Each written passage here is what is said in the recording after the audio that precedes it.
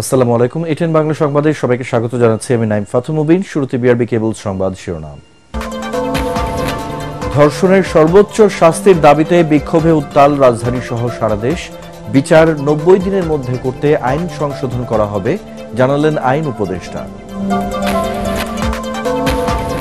ঢাকা সিএমএইচে চিকিৎসাধীন ধর্ষণের শিকার শিশুটির জ্ঞান ফেরেনি, দোষীদের বিরুদ্ধে কঠোর ব্যবস্থা নেওয়ার নির্দেশ স্বরাষ্ট্র উপদেষ্টার। মাগুরার আদালত চত্বরে ছাত্র জনতার বিক্ষোভ। 24 ঘন্টার মধ্যে ধর্ষণের শিকার শিশুর সব ছবি সামাজিক যোগাযোগ মাধ্যম থেকে সরাতে বিটিআরসিকে হাইকোর্টের নির্দেশ। 180 দিনের মধ্যে শেষ করতে হবে বিচার। অস্থিরতা কাটিয়ে শেয়ার বাজারকে গতিশীল করতে 7 সংস্থার প্রতিনিধিদের সাথে নিয়ন্ত্রক সংস্থার বৈঠক, বিনিয়োগকারীদের আস্থা না হারানোর অনুরোধ।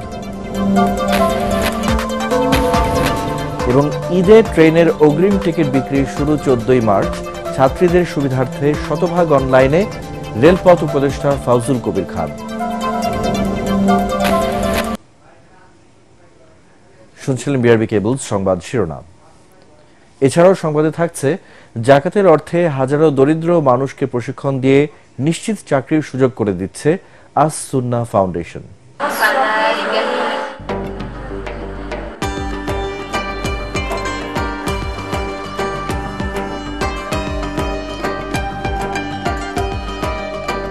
আসলে টাকার অভাবে যতটা না গরিব, তার চাইতে বেশি দক্ষতা এবং প্রশিক্ষণের অভাবে তিনি গরিব।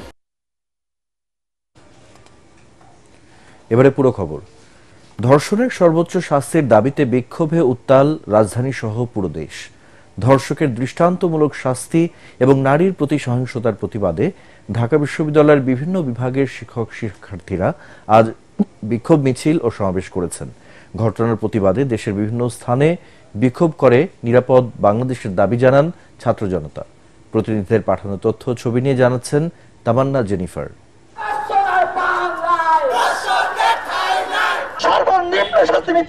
এই সমাবেশ, এই বিক্ষোভ মিছিল, এই দাবি আর প্রতিবাদের ভাষা নারীর প্রতি, একজন মানুষের প্রতি সহিংসতার প্রতিবাদে।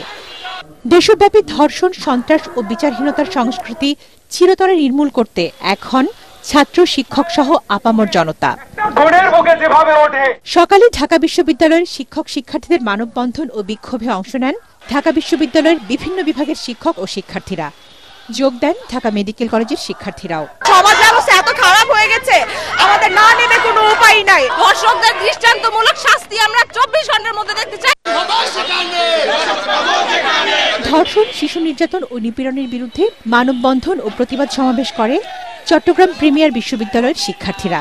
তারা বলেন, দেশের বিভিন্ন স্থানে দিনের পর দিন একই ঘটনা ঘটলেও প্রশাসন নিশ্চুপ।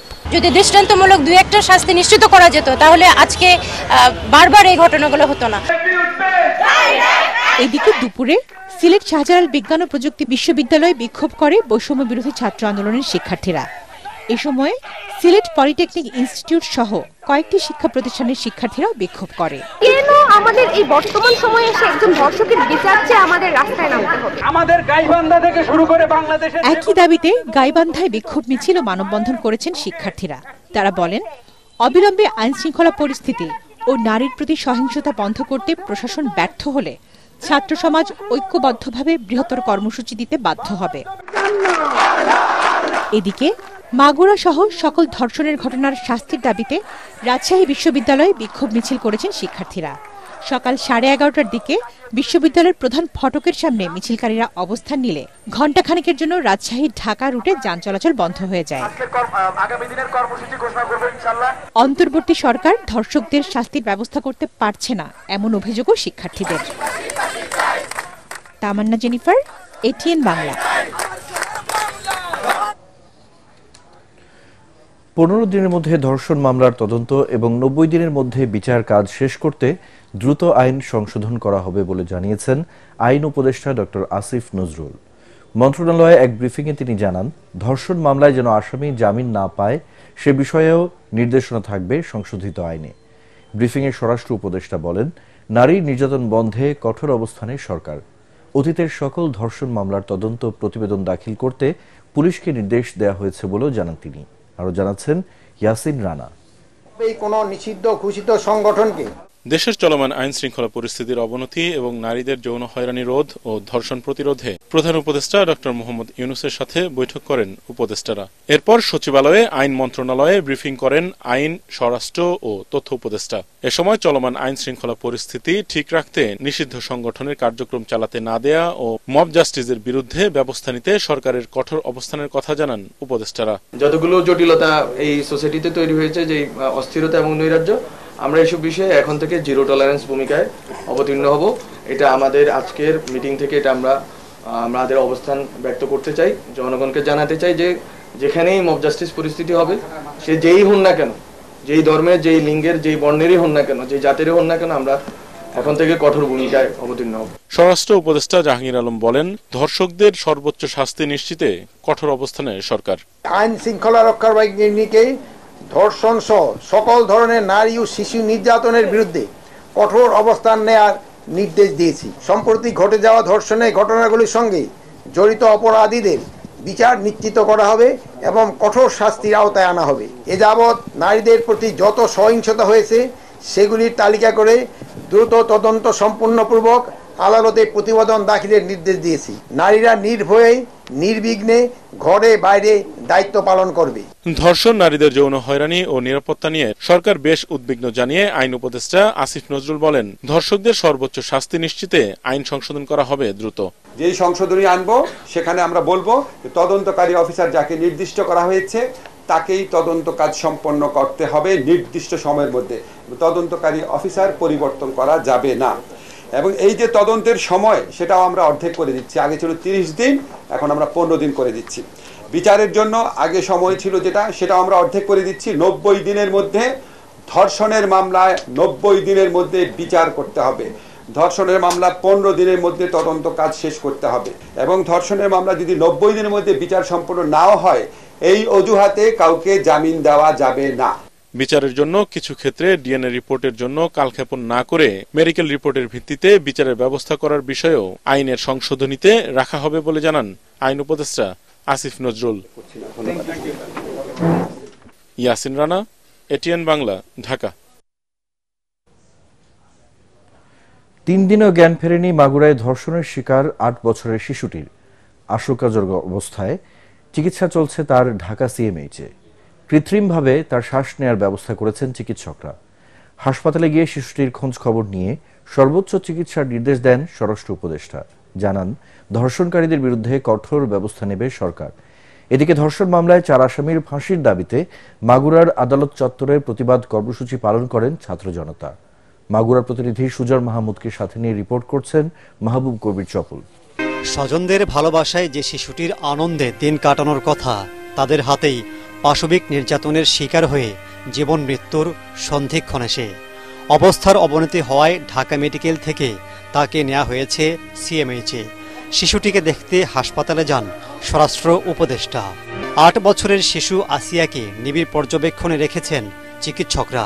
সর্বোচ্চ ব্যবস্থা নিতে হাসপাতাল কর্তৃপক্ষকে নির্দেশ দিয়েছেন স্বরাষ্ট্র উপদেষ্টা। তিনি জানান, ধর্ষকদের বিরুদ্ধে কঠোর ব্যবস্থা নেওয়া হবে। ধর্ষণের অভিযোগে শিশুটির বোনের স্বামী, শ্বশুর, দেবর ও শাশুড়িকে গ্রেফতার করেছে পুলিশ। তারা সবাই এই অপকর্মে জড়িত বলে জানায় পরিবার। আমার মেয়ের সাথে যে অনৈতিক ঘটনা ঘটেছে, এর শাস্তি চাই। কতটুকু বাচ্চা যে কিভাবে এরকম অত্যাচার করেছে হয়তো আপনারা দেখতেছেন, কিন্তু পুরোটা তো দেখেন নাই যে তার কত বিক্ষত, যে কতগুলো ব্লেডে আঘাত করেছে।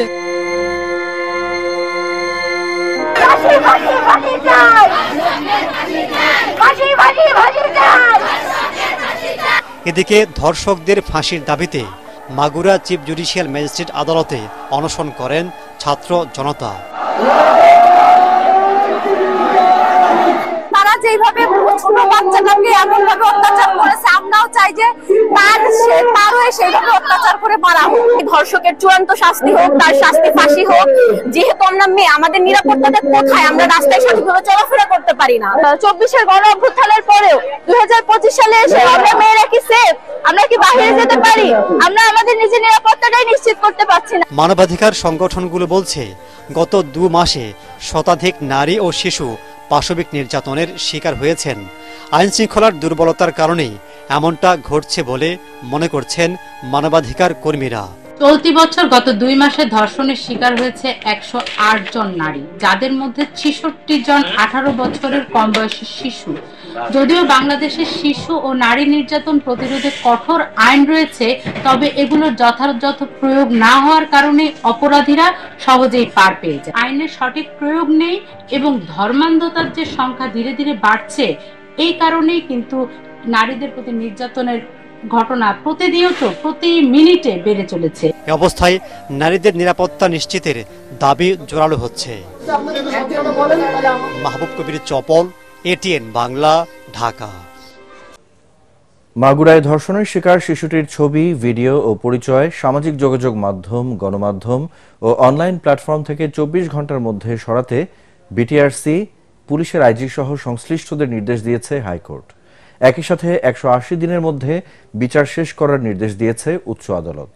বিচারপতি ফারা মাহবুব ও বিচারপতি দেবাশিস রায় চৌধুরীর দ্বৈত বেঞ্চ রুল জারির পাশাপাশি এ আদেশ দেন।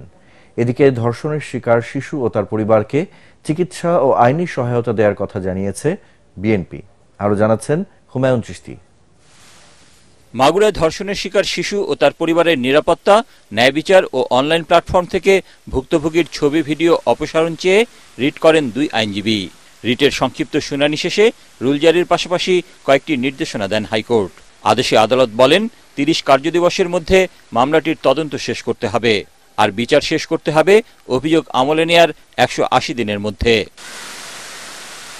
2000 সালের নারী ও শিশু নির্যাতন দমন আইনের 14 ধারায় নির্যাতনের শিকার নারী ও শিশুর পরিচয় গণমাধ্যমে প্রকাশে বিধিনিষেধ রয়েছে। ওই ধারা ভঙ্গে জড়িতদের বিরুদ্ধে 3 কার্যদিবসের মধ্যে ব্যবস্থা নিতে বলেছে আদালত। নারী শিশু নির্যাতন দমন আইনের ধারা 14-র ভিতরে কিন্তু এটা একটা অফেন্স, যে রেপ ভিকটিমের নেম, আইডেন্টিটি ডিসক্লোজ করা যাবে না।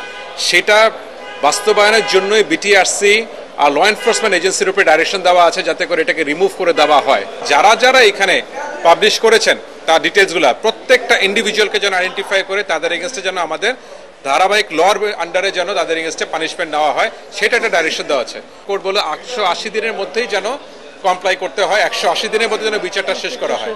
এর পাশাপাশি মাননীয় আদালত বলেছেন 2 জন ওয়েলফেয়ার অফিসারকে নিয়োগ দিতে 24 ঘন্টার মধ্যে, যাতে করে তাদের অবস্থা, তাদের ওয়েলফেয়ার এবং তাদের সিকিউরিটির ইস্যুটা দেখভাল করা যায়। এদিকে ধর্ষণের শিকার শিশু ও তার পরিবারকে চিকিৎসা ও বিনা খরচে আইনি সহায়তা দেওয়ার কথা জানান বিএনপির আইন বিষয়ক সম্পাদক ব্যারিস্টার কায়সার কামাল। 5 সদস্যের আইনজীবী প্যানেলের নামও ঘোষণা করেন তিনি। বিএনপির পক্ষ থেকে সমস্ত আইনগত পদক্ষেপ এবং আইনি সহায়তা দেওয়ার সিদ্ধান্ত গ্রহণ করা হয়েছে এবং এই জন্য মাগুরাতে বিএনপির পক্ষ থেকে একটা আইনজীবী প্যানেলও ঘোষণা করা হয়েছে। 17 মার্চ এ বিষয়ে পরবর্তী শুনানির জন্য দিন ঠিক করেছে হাইকোর্ট। ওই দিন সকল বিবাদীকে আদেশ বাস্তবায়নের অগ্রগতি প্রতিবেদন আকারে জানাতে বলেছে উচ্চ আদালত। হুমায়ুন চিশতি, এটিএন বাংলা, ঢাকা। ভারতে বসে শেখ হাসিনা বাংলাদেশ ধ্বংসের চক্রান্ত চালিয়ে যাচ্ছেন বলে মন্তব্য করেছেন বিএনপির স্থায়ী কমিটির সদস্য হাফিজউদ্দিন আহমেদ। রাজধানীর আইডিবি ভবনের ঢাকাস্থ লালমোহন জাতীয়তাবাদী ফোরামের আয়োজনে ইফতার মাহফিলে তিনি এ মন্তব্য করেন। শেখ হাসিনার আমলে ইউপি চেয়ারম্যানও 15,000 কোটি টাকার মালিক হয়েছে উল্লেখ করে হাফিজউদ্দিন বলেন, দেশের স্বাধীনতা ও স্বার্থ অক্ষুণ্ণ রাখতে সবাইকে ঐক্যবদ্ধ থেকে কাজ করতে হবে। ভারতে বসে বসে তিনি বাংলাদেশকে কিভাবে ধ্বংস করা যায় সেই পরিকল্পনা চালিয়ে যাচ্ছেন। বাংলাদেশের প্রত্যেকটা প্রতিষ্ঠানকে ধ্বংস করে দিয়ে গেছে এবং এখন দেখা যাচ্ছে এটা ইউনিয়ন পরিষদের চেয়ারম্যান, কালকে দেখলাম তারও 15,000 কোটি টাকা। এইভাবে এত ব্যাপক লুটপাটের শিকার হয়েছে বাংলাদেশের সাধারণ মানুষ, অকল্পনীয়। মাগুরার শিশু ধর্ষণের ঘটনা মানবাধিকারের প্রতি ছুরিকাঘাত বলে মন্তব্য করেছেন জামায়াতে ইসলামের আমির ডাক্তার শফিকুর রহমান। জাতীয় প্রেসক্লাবে আদর্শ শিক্ষক ফেডারেশন আয়োজিত শিক্ষক প্রতিনিধি সম্মেলনে তিনি কথা বলেন। জামায়াত আমির বলেন, জামায়াত রাষ্ট্র ক্ষমতায় গেলে সবার আগে শিক্ষা ব্যবস্থার সংস্কার করবে। মাগুরায় 8 বছরের একটা শিশুর সাথে তার আপনজনেরা যে আচরণ করেছে, বিশ্বাসের ছুরিকাঘাত করে। এটা গোটা মানবতার প্রতি তারা ছুরিকাঘাত করেছে। এটি হচ্ছে পশুত্বের শিক্ষা। এই শিক্ষা থেকে বের করে এনে আমাদের দেশে আমরা দিতে চাই আল্লাহর দেওয়া মানবিক শিক্ষা। কর্মকর্তা অপসারণের জেরে পুঁজিবাজার নিয়ন্ত্রক সংস্থা বিএসইসিতে চলমান সংকট নিরসনে কমিশনের পাশে থাকার ঘোষণা ডিএসসি, সিএসসি, ডিবিএ সহ 7টি সংস্থার প্রতিনিধি দলের। রাজধানীর আগারগাঁওয়ে বিএসইসি ভবনে কমিশনের সঙ্গে প্রায় 2.5 ঘণ্টা বৈঠক করেন তারা। এ সময় কমিশনকে জিম্মি করে কর্মকর্তাদের দাবি আদায়ের চেষ্টার নিন্দা জানান বাজার সংশ্লিষ্টরা। বিনিয়োগকারীদের আস্থা না হারানোর অনুরোধও করেন তারা। এদিকে কর্মকর্তাদের আবারও কাজে ফেরার আহ্বান জানিয়েছেন বিএসইসি চেয়ারম্যান। শরফুল আলমের রিপোর্ট। এক কর্মকর্তাকে বাধ্যতামূলক অবসরে পাঠানো এবং আরো কয়েকজনের বিরুদ্ধে কারণ দর্শানোর নোটিশ দেওয়ার প্রতিবাদে কমিশনের বিরুদ্ধে বিক্ষোভ করেন পুঁজিবাজার নিয়ন্ত্রক সংস্থার কর্মকর্তা কর্মচারীরা। এ নিয়ে 5ই মার্চ কমিশনের বিরুদ্ধে বিক্ষোভ ও 6ই মার্চ কর্মবিরতিও পালন করেন তারা, যার বিরূপ প্রভাব পড়তে শুরু করে দেশের পুঁজিবাজারে। এই পরিস্থিতিতে ডিএসসি, সিএসসি সহ বাজার সংশ্লিষ্ট 7টি সংস্থা কমিশনের সাথে জরুরি বৈঠকে বসেন। প্রায় 2.5 ঘণ্টার বৈঠক শেষে কমিশনের প্রতি পূর্ণ আস্থা ও সমর্থনের কথা জানান ডিএসসি।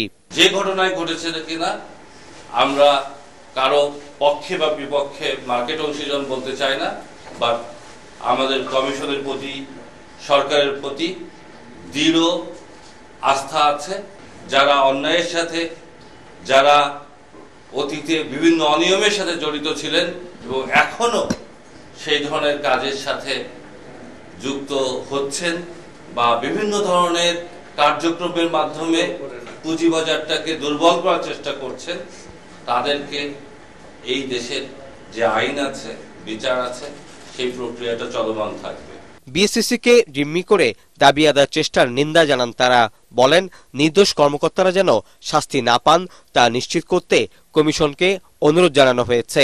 কমিশনের ভিতরে এমন ভয়ভীতি যেন তৈরি না হয়, তাদের জন্য তারা যে কর্মবিরতিতে ফিরে এসেছেন তাদেরকে ধন্যবাদ জানাতে চাই। তারা যেন কাজটা চালু রাখেন এবং কমিশন ধীরে ধীরে সকল ভয়ভীতি কাটিয়ে কর্মচারীদের সাথে একাত্ম হয়ে যেন কাজ করেন, সে অনুরোধ আমরা তাদের করেছি। পরে বিএসইসির চেয়ারম্যান বলেন, কর্মকর্তাদের আগেই কাজে যোগ দেওয়ার আহ্বান জানানো হয়েছে। যারা এখনো কাজে যোগ দেননি তাদের আবারও কাজে যুক্ত হওয়ার আহ্বান জানান তিনি।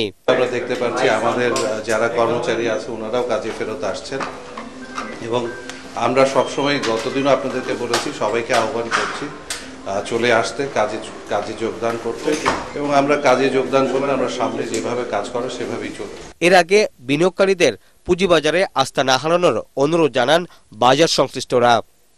শরফুল আলম, এটিএন বাংলা, ঢাকা। বাংলাদেশে তেল শোধনাগার নির্মাণ ও বিশেষ অর্থনৈতিক অঞ্চলে বিনিয়োগ করতে কুয়েতকে আহ্বান জানিয়েছেন প্রধান উপদেষ্টা অধ্যাপক ডক্টর মোহাম্মদ ইউনুস। ঢাকায় নবনিযুক্ত কুয়েটের রাষ্ট্রদূত আলী তুনিয়ান আব্দুল ওয়াহাব হামাদাহ রাষ্ট্রীয় অতিথি ভবন যমুনায় সৌজন্য সাক্ষাৎ করলে এই আহ্বান জানান প্রধান উপদেষ্টা। এ সময় কূটনৈতিক, বাণিজ্যিক ও অর্থনৈতিক সম্পর্ক আরও শক্তিশালী করার প্রতিশ্রুতি পুনর্ব্যক্ত করে দুই দেশ। আলোচনা হয় বিনিয়োগ, জ্বালানি, খাদ্য নিরাপত্তা এবং অভিবাসী কল্যাণ খাতে সহযোগিতা বাড়ানোর বিষয়ে। বাংলাদেশে হালাল খাদ্য খাতের সম্ভাবনা তুলে ধরে ডক্টর ইউনুস বলেন, এ খাতে বিনিয়োগের অনেক সম্ভাবনা রয়েছে। বিশ্বব্যাপী হালাল খাদ্যের বাজার বিশাল উল্লেখ করে এ উদ্যোগে তরুণদের অন্তর্ভুক্ত করার অনুরোধ জানান তিনি।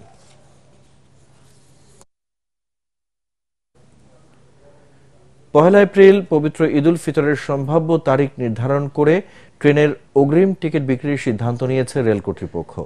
অগ্রিম টিকিট বিক্রি শুরু হবে 14 মার্চ থেকে। শতভাগ অনলাইনে 7 দিনের অগ্রিম টিকিট বিক্রি করা হবে বলে জানিয়েছেন সড়ক পরিবহন ও রেলপথ উপদেষ্টা ফাউজুল কবির খান। বিকেলে বিদ্যুৎ ভবনে আন্তর মন্ত্রণালয় বৈঠক শেষে এসব কথা জানান তিনি। উপদেষ্টা বলেন, ঈদ যাত্রা নির্বিঘ্ন করতে হালকা যানবাহন চলতে পারবে না মহাসড়কে। সড়কে ও রেলপথে ডাকাতির মতো অনাকাঙ্ক্ষিত ঘটনা এড়াতে হাইওয়ে ও রেলওয়ে পুলিশকে দেয়া হয়েছে বিশেষ নির্দেশনা। বৈঠকে সড়ক ও রেলপথ মন্ত্রণালয়ের সচিব, পরিবহন মালিক সমিতির প্রতিনিধি, ডিএমপি কমিশনার সহ পুলিশের সংশ্লিষ্ট ইউনিট প্রধানরা উপস্থিত ছিলেন। ঈদের আগে রাস্তার একটা সংস্কার করা, তো এগুলো আইডেন্টিফাই করা হয়েছে এবং এগুলো এই যে 15 রমজানের মধ্যে এগুলো রাস্তাগুলোর যতটা সম্ভব সংস্কার করা হবে। ফুলবাড়িয়া, মহাখালী, সায়দাবাদ এবং গাবতলী এগুলোতে সবগুলোতে সিসিটিভি বসানো হবে এবং ওই যে সদরঘাটেও, এবং এগুলো পুলিশ কন্ট্রোল রুমের সঙ্গে এগুলোকে সংযোগ প্রদান করা হবে। এখন সেগুলোর মাধ্যমে এগুলো পুরোপুরি মনিটরিং করা হবে। পোশাক শিল্প মালিকদের সংগঠন বিজিএমই এর নির্বাচনের সম্মিলিত পরিষদ নির্বাচিত হলে এ খাতকে $60 বিলিয়ন উন্নীত করার প্রতিশ্রুতি দিয়েছেন পরিষদের নেতারা। রাজধানীর কুর্মিটোলায় আর্মি গলফ ক্লাবের গলফ গার্ডেনে ইফতার ও দোয়া মাহফিলে এ প্রতিশ্রুতি দেয়া হয়। বক্তারা বলেন, সম্মিলিত পরিষদ নির্বাচিত হলে গ্যাস বিদ্যুতের সমস্যার সমাধানে সর্বোচ্চ গুরুত্ব দিবে। তৈরি পোশাক খাতের সার্বিক উন্নয়নের জন্য আগামী 28শে মে নির্বাচনে সম্মিলিত পরিষদকে নির্বাচিত করার আহ্বান জানানো হয়। ইফতার মাহফিলে দেশ ও জাতির কল্যাণ কামনা করে দোয়া করা হয়।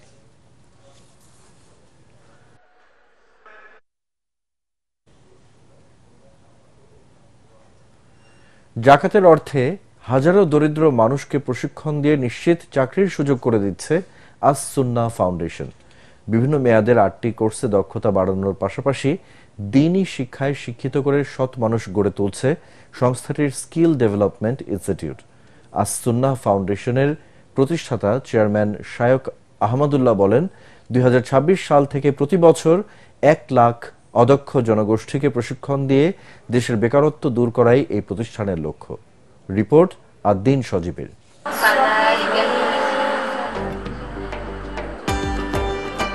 কোরআনের আলোয় আলোকিত হচ্ছেন নারীরা। এই দৃশ্য দেখে দ্বীনি শিক্ষার কোর্স মনে হলেও আসলে এটি কর্মক্ষেত্রে দক্ষতা বাড়ানোর প্রশিক্ষণ। দিন বদলের চেষ্টায় স্মার্ট টেইলারিং এবং ফ্যাশন ডিজাইনিং শিখছেন তারা। বেকারত্ব আর নয়, উপার্জন করে পরিবারে স্বস্তি আনাই তাদের লক্ষ্য, যা অর্জনের পথ সহজ করে দিয়েছে আস সুন্নাহ ফাউন্ডেশনের স্কিল ডেভেলপমেন্ট ইনস্টিটিউট। দিন মেনটেন করে কোথাও এরকম পর্দা সহিত কাজ করা হয় বলে কি জানা নাই, যেন ওরা নিজের পায়ে দাঁড়িয়ে নিজে কিছু করতে পারে, নিজে স্বাবলম্বী হতে পারে। বিজনেস দাঁড় করানোর জন্য যা যা একটা মেয়ের দরকার, সেলাই মেশিন থেকে শুরু করে সবকিছু ইচ অ্যান্ড এভরিথিং ওদেরকে প্রোভাইড করি। এ পর্যন্ত আস সুন্নাহ ফাউন্ডেশনের এই আয়োজনে নারীদের 5টি ব্যাচে প্রায় 250 জন প্রশিক্ষণের সুযোগ পেয়েছেন। এছাড়াও small business management, web development, sales and marketing, language, জুতা শিল্পে উদ্যোক্তা, শেফ ট্রেনিং এবং ড্রাইভিং কোর্সে হাজারো প্রশিক্ষণার্থী অংশ নিয়েছেন নামমাত্র ফি দিয়ে। অনেক মেয়েরা আছে আমাদের এখানে আসেন যারা ডিভোর্সি, যারা হয়তো অনেক টর্চার্ড হয়েছেন, মানসিকভাবে তারা অনেক ডিপ্রেশনে আছেন। তো এগুলো দূর করবার জন্য তাকে কাউন্সিলিং এর দরকার হয়। এই কাউন্সিলিংটা সবচেয়ে বেশি পায় তিনি যখন ইসলামের পথে আসেন। 2017 সালে ইসলামী পণ্ডিত ও চিন্তাবিদ শায়ক আহমদুল্লাহ প্রতিষ্ঠা করেন আস সুন্নাহ ফাউন্ডেশন। তিনি মনে করেন, জাকাতের অর্থে খেয়ে পড়ে একজন মানুষ ভালো থাকে কিছুদিন, তবে সেই অর্থ দিয়ে তাদের সৎ ও দক্ষ করে গড়ে তুলতে পারলে তার সুফল পাবেন সারা জীবনই। গরিব আসলে টাকার অভাবে যতটা না গরিব, তার চাইতে বেশি দক্ষতা এবং প্রশিক্ষণের অভাবে তিনি গরিব। আমরা মনে করি নগদ টাকার চাইতে তাকে দক্ষতা এবং কর্মসংস্থান দিলে তার দারিদ্র্য বিমোচনটা স্থায়ী হবে। আপনি 50,000 টাকা যদি আমাকে দেন, আরেকজন গরিব সাথে দেন, তার প্রশিক্ষণ সবকিছু দেওয়ার পর তাকে আমি আমার দায়িত্বে একটা চাকরি দিয়ে দিব 15 থেকে 20,000 টাকা স্টার্টিং এ আনুমানিক, তাহলে সে এই 50,000 টাকা 3 মাসে তুলে ফেলবে। জনকল্যাণে বড় স্বপ্ন নিয়ে এগোচ্ছে সংস্থাটি। নানা সংকটে সমস্যা দূরীকরণে এই ফাউন্ডেশন উজাড় করে দিয়ে দেশের পাশে থাকবে বিশ্বাস সবারই। বেকারত্ব দূর করা এবং দারিদ্র্য বিমোচনের জন্য স্থায়ী প্রকল্প হিসেবে এটা বিপ্লবের কাজ দিবে। Addin Sajib, ATN Bangla, Dhaka. RAB police পরিচয়ে বাসাবাড়ি, মার্কেট ও মহাসড়কে ডাকাতি ছিনতাই চক্রের প্রধান বিল্লু মিয়ার সহ 4 জনকে গ্রেপ্তার করেছে র্যাব। এ সময় তাদের কাছ থেকে গুলিসহ আগ্নেয়াস্ত্র এবং লুণ্ঠিত সিএনজি অটোরিকশা উদ্ধার করা হয়। রাজধানীর কারওয়ান বাজার মিডিয়া সেন্টারে সংবাদ ব্রিফিংয়ে র্যাব 2 এর অধিনায়ক জানান, ঈদকে সামনে রেখে মোহাম্মদপুর এলাকায় সাবেক কাউন্সিলরের ছত্রছায়ায় গড়ে ওঠা কিশোর গ্যাংয়ের সদস্যরা বেপরোয়াভাবে ছিনতাই ও ডাকাতি করলেও তৎপর রয়েছে র্যাব। GM তসলিমের report. গত 5ই আগস্ট পট পরিবর্তনের পর অপরাধের স্বর্গরাজ্য হয়ে ওঠে রাজধানীর মোহাম্মদপুর ও তার আশপাশের এলাকা। দিনে রাতে সমানভাবে সংগঠিত হচ্ছে ডাকাতি, ছিনতাই ও খুনের মতো অপরাধ। আইনশৃঙ্খলা বাহিনীর সদস্য সেজে রাজধানী ও আশপাশের মহাসড়কে ডাকাতি করে আসা চক্রের নেতাসহ 4 জনকে গ্রেপ্তার করে র্যাব। সংবাদ সম্মেলনে র্যাব জানায়, গ্রেপ্তারকৃত চক্রের সদস্যরা দিনে বিভিন্ন পেশায় নিজেদের ব্যস্ত রাখলেও সন্ধ্যার পর থেকে টার্গেট অনুযায়ী ডাকাতি ছিল মূল পেশা। একাধিক নারী সদস্য রয়েছে এই ডাকাত দলে। এই গ্রুপের মহিলা সদস্য আছে, মহিলাকে যাত্রী সাজিয়ে সিএনজিতে উঠিয়ে দেয়। কোনো একটা নির্দিষ্ট হেমায়তপুর বা কোনো একটা নির্দিষ্ট নির্জন পয়েন্টে আগে থেকে তাদের লোকজন ওখানে থাকে। ওই মহিলা যখন বলে চালককে যে ভাইয়া একটু দাঁড়ান, একটু বাথরুমে যাব বা একটু দাঁড়ান, স্লো করেন, এই ড্রাইভার সিএনজি চালক স্লো করলেই সাথে সাথে ওরা আশপাশে ঘাপটি মেরে থাকা অবস্থা থেকে বের হয়ে এসে সিএনজি চালককে মেরে সিএনজিটা নিয়ে যায়। পতিত রাজনৈতিক দলের কাউন্সিলররা বিভিন্ন বয়সী সন্ত্রাসীদের লালন পালন করেছেন জানিয়ে র্যাবের এই কর্মকর্তা বলেন, গডফাদাররা পলাতক থাকলেও এখনও তাদের পৃষ্ঠপোষকতায় সক্রিয় রয়েছে তাদের চক্রের সদস্যরা। মোহাম্মদপুর বসিলা আদাবর কেন্দ্রিক যেসব রাজনৈতিক নেতৃবৃন্দ ছিলেন তাদের পৃষ্ঠপোষকতায় এই কিশোর গ্যাংগুলো আজকে এত বেপরোয়া হয়েছে। কিশোর গ্যাংগুলো তারা লালন পালন করেছেন, তাদের ছত্রছায়ায় বড় হয়েছে, তাদের পরিচয় এরা পরিপূর্ণতা লাভ করেছে এবং আজকে তারা পালিয়ে যাওয়ার কারণে এরা বেপরোয়া আকারে বেপরোয়াভাবে এলাকায় আধিপত্য বিস্তার করছে, নিজেদের মধ্যে আধিপত্যের দ্বন্দ্বে লিপ্ত হচ্ছে। আওয়ামী লীগ সরকারের পতনের পর বেপরোয়া হয়ে ওঠা মোহাম্মদপুর অঞ্চলের অপরাধ কার্যক্রম এখন অনেকটা নিয়ন্ত্রণে বলে দাবি র্যাবের এই কর্মকর্তার। GM Taslim, ATN Bangla, Dhaka. এ পর্যায়ে আল আরাফা ইসলামী ব্যাংক অর্থ সংবাদ।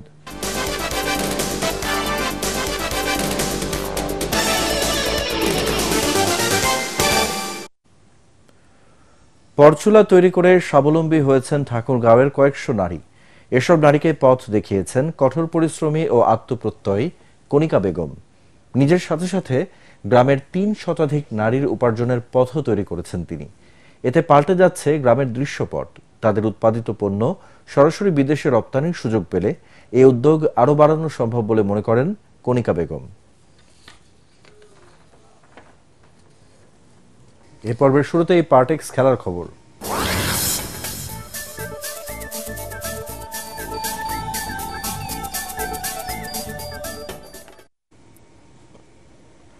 দুবাইয়ে নিউজিল্যান্ডকে 4 উইকেটে হারিয়ে আইসিসি চ্যাম্পিয়ন্স ট্রফির শিরোপা জিতেছে ভারত। কিউইদের দেয়া 252 রানের জবাবে উদ্বোধনী জুটিতে 105 রান যোগ করে জয়ের ভিত গড়ে দেন রোহিত শর্মা এবং শুভমান গিল। 31-এ আউট হন গিল। হাফ সেঞ্চুরি তুলে রোহিত শর্মার ইনিংস থামে 76 রানে। এরপর শ্রেয়াস আয়ারের 48 আর লোকেশ রাহুলের অপরাজিত 34 রানে 6 বল হাতে রেখে ম্যাচ জেতে টিম ইন্ডিয়া। এ নিয়ে তৃতীয়বার এই প্রতিযোগিতার শিরোপা জিতেছে তারা। এর আগে টস জিতে ব্যাটিংয়ে নেমে 7 উইকেটে 251 রান তোলে কিউইরা। ড্যারেল মিচেল 63 আর মাইকেল ব্রেসওয়েল খেলেন 53 রানের ইনিংস।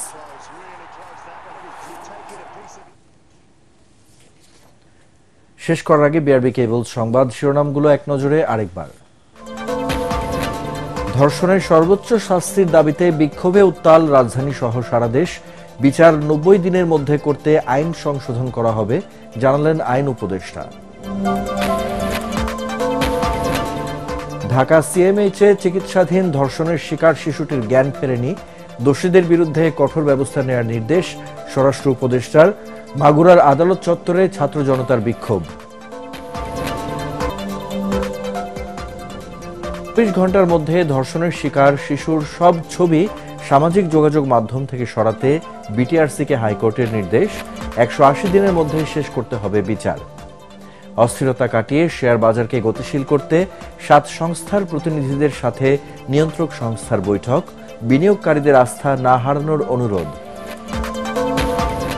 এবং ঈদে ট্রেনের অগ্রিম টিকিট বিক্রি শুরু 14 মার্চ। যাত্রীদের সুবিধার্থে শতভাগ অনলাইনে, রেলপথ উপদেষ্টা ফাউজুল কবির খান।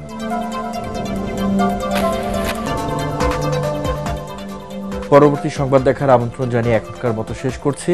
এটিএন বাংলার সংবাদ ইউটিউবে দেখতে ব্রাউজ করুন youtube/ATN Bangla News।